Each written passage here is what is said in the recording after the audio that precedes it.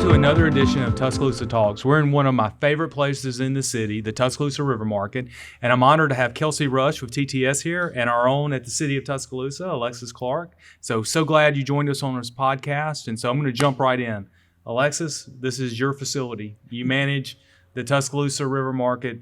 Tell us a little bit about yourself and tell us about this amazing venue.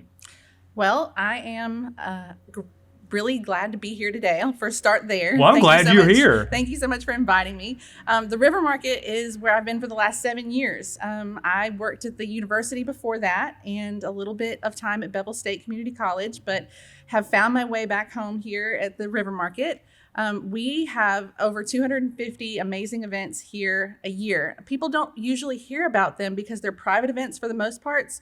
They're weddings and special events like fundraisers. And we had 29 of them in the 30 days of April, and we've got 23 in the month of May. So we're rocking and rolling again. How many team members do you have here helping you? We have 9 people running the show.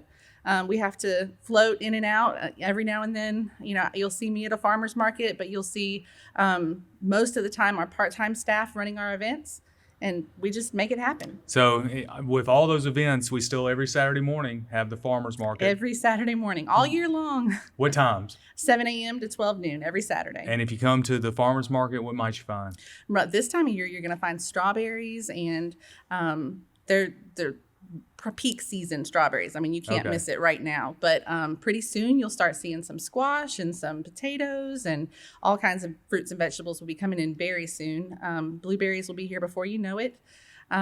We also are starting our pop-up markets next week. So, oh, really? Yeah. So we did our USDA grant a couple of years ago, and this is our final year of the grant. And we're going to have those Monday through Friday at various locations throughout the city, starting on Monday at the McDonald Hughes Center. Oh, well, y'all do a fantastic job. Always do. I mean, the hospitality here is second to none.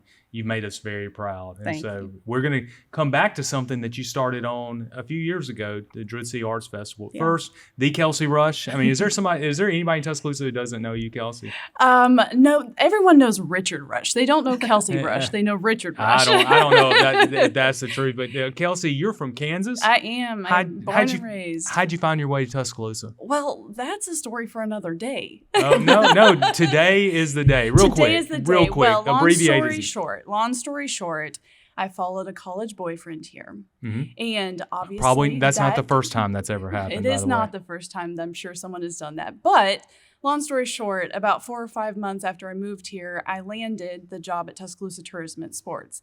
So I kind of joke and say I'm now on my second tour of duty with TTS. I came back a year ago, but moved from Kansas in 2010, and 12 years later, Tuscaloosa is my home now. Well, we are certainly glad you call Tuscaloosa home, and certainly glad that you take care or try to take care of Richard Rush somewhat. I try. Well, I enjoy working with Richard every single day. And so let's go right into TTS, which is why we're here today, because of your partnership with the city for the Druid City Arts Festival. From a tourism standpoint, why is it important that TTS is a part of this event? Yeah, so from a tourism standpoint, this event, while it is a quality of life event, these quality of life events attract visitors to Tuscaloosa. So looking back at 2021's numbers, I mean, we do have a strong resident presence. We have a strong resident presence, but we had about 20% visitors come to Druid City Arts Festival last year too. And so, those individuals, they're coming to town, they're attending our events, they're eating in our restaurants, staying in our hotels, shopping at our retail. They are adding an economic impact to our community. How many people you guesstimate came last year? For the Druid City Arts Festival? Yeah. I believe it was, over 5,000 is maybe the number that I remember hearing after last year's festival. We've ranged anywhere from when it first started, maybe 1,500, 2,000, 3,000. I think we've had upwards of 7,500 attend over the 2-day festival. The history of the festival has evolved over the years. It started out as a 1-day event. And a couple of years ago is when, I think it was maybe the 10th anniversary, was when they started making it a 2-day festival. Yeah. So if you come to the festival this year, May 21st and 22nd? 20th and 21st. 20th and 21st. So if you come May 20th and 21st, what are you going to find? we're going to have all kinds of activities. Over 66 artists have applied and will be there selling their wares. They range from glass works to jewelry, mixed media, photography, sculpture, wood, the whole gamut. It's going to be really great. A great show for the artists. You're going to enjoy a musical lineup. On Friday night, we have Hannah Word Pass, and they're sponsored by the Mercedes-Benz here in Tuscaloosa. Oh. And on Saturday, you're going to have Everyday People and Friends, 4x Blue, Drum Nation, Matthew Wurtell, and Debbie Bond will round out the show on Saturday. That's a great lineup. Yeah. That's a really cool lineup. Now, Alexis, you have a long history. In I fact, do. you were part of the genesis of the Druid City Arts Festival. Real quick, tell that story. Yeah, so my career started with the University of Alabama back in 2001.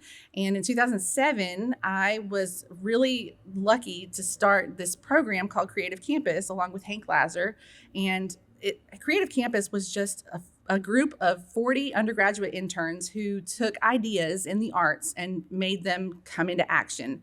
And so one of those ideas came from Beth Hadaway. And Beth thought, this city really needs to have a local original music and arts festival. And I want to make it happen. And so she came to me and Hank and we said, okay, we don't know how to do that, but we'll figure it out with you.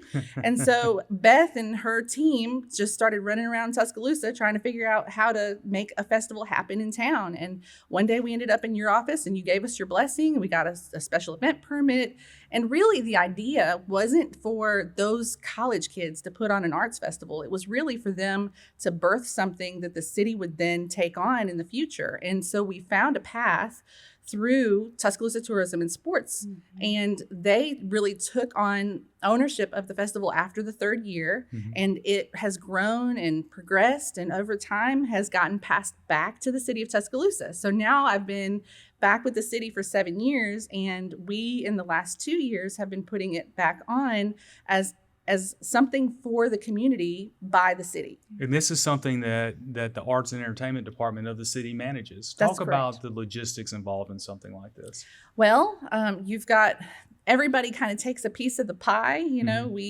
We share the load. And Kay Day with the amphitheater, she right now is overseeing special events in the city, and she's got Nicole with her, and that the two of them and myself and Matt Jones, we all kind of took a piece of the puzzle and called Kelsey and said, hey, Kelsey, can you help us with sponsorships? And she said, sure. And so we all just kind of pitch in and did our little part. I put the artist lineup together. Matt did the music lineup, and Nicole's handling logistics like tents and porta potties. You got to have everything out there. Hey, that's important. Try not having it. Right. Well, the one thing that's really struck me as mayor is seeing how the Arts and Entertainment Department comes together to make things happen. And that's a really cool thing. We couldn't do it without our partners at TTS.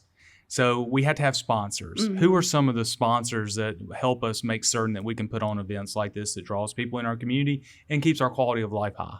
So we are very thankful that we have some returning sponsors every year. You've got your staples like Mercedes-Benz, Buffalo Rock. You have Cadence Bank. Mm-hmm. Cadence Bank has been a longtime partner. I think even before I left TTS in 2015. If I remember correctly, they came on around that time. Mm-hmm. So Cadence Bank has been around for a long time as our presenting sponsor. But those are a couple of the staples that return every year. But what I was telling Alexis before we started today is we've had probably $7,500 come in this year of businesses wanting to participate in Druid City Arts Festival. We haven't even reached out to them. They came to us saying, this event is so wonderful and we want to be a part of it. So we've had groups like C-Spire. They came in, they're doing a $3,500 sponsorship, and they're going to be the Food Truck Village sponsorship. Just last night, we got an email from the Tuscaloosa Association of Realtors saying, hey, we want to be involved. So we talked about the kids station. Maccabee Construction is another great one too. But the kids area, we're going to do a tie-dye station. So now Tuscaloosa Association of Realtors. Can you be an adult? You can. We're actually ordering white shirts for the adults too. I'm asking for a friend. Asking for a friend, yes. Anyone, young or old, anyone can tie-dye a shirt. But they're going to now sponsor the kids' shirts so that the kids don't have to pay. They can now up to a certain limited quantities, but so that the kids can do it for fun and for free. So we've got a great community that rallies behind community events like this. Again, Druid City Arts Festival, when I think about the past 10 years of kind of experiencing that festival, there is so much pride that goes into it. And we've been lucky more often than not. It's been beautiful weather. So people want to be outside. I know, knock on wood. People want to be outside. They Hey, the want to be sun at this always festival. shines in Tuscaloosa, except when it doesn't. Yeah. So it's a great festival, and our sponsors, help make it happen for sure. Well, both of you are rock stars for the city of Tuscaloosa and for TTS. Please express our thank you to Don Staley and the entire board and staff of TTS. We couldn't do it without you. Absolutely. And the great thing we know about arts and cultural tourism is that the more we do, the more it attracts people to our community and retains people into our community. And you guys were ahead. You were ahead of the curve. And so thank you for what you do every single day. All right. If I want information, I want to go, I want to know the lineup, where do I go find that information? Go to our website at druidcityartsfestival.com, and all of the information is there. I do want to say that the Kid Zone is only going to be on Saturday, so don't miss out on the Kid Zone. It's going to be pretty awesome. And this is a free festival to attend also. Free festival. Go have a lot of fun. I look forward to it. I know my family does. Steph, Eli, Taylor, and I, we're going to look forward to going. Appreciate what both of you do for the city of Tuscaloosa, for tourism, and for this amazing community. This has been another edition of Tuscaloosa Talks.